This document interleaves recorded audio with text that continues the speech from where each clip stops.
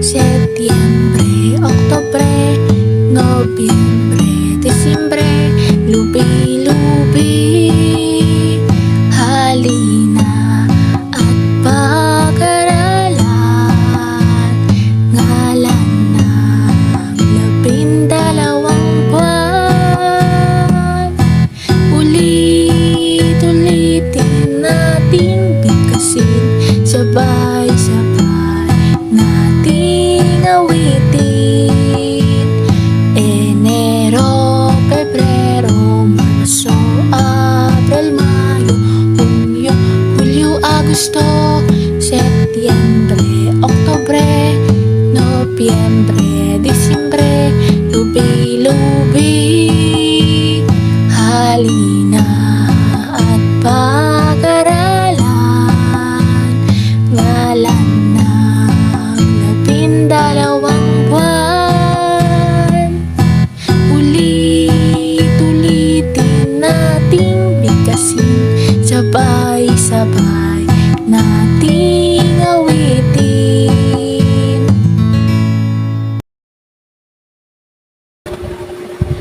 Ang awiting bayan na Lubi-Lubi ay isang awiting bayan ng mga waray mula sa Eastern Visayas, partikular sa mga lalawigan ng Samar at Leyte.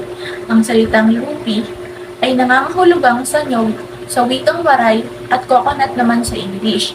At bagaman hindi tungkol sa nyog ang awit, ginamit ito bilang pamagat dahil sa masigla at paulit-ulit na retmo ng kanta na parang ginagamit sa sayaw o awit pambata.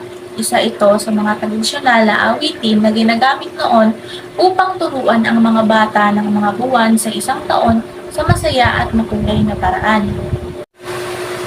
Ang tema ng awitin ay ipinapakita ang iba't ibang okasyon o kaganapan na karaniwang ipinagdiriwang ng mga Pilipino sa bawat buwan, tulad na lamang ng bagong taon sa Enero, araw ng mga puso sa Pebrero, araw ng pagtatapos sa Marso, tag-init sa Abril, Pista o Mayuhan sa Mayo, araw ng kalayaan sa Hunyo, buwan ng nutrisyon sa Hulyo, buwan ng wika sa Agosto, National Seafarers Day sa Setyembre, Mascara Festival sa Bacolod City tuwing Oktubre, Undas o Araw ng mga Patay sa Nobyembre, at Pasko naman sa Disyembre.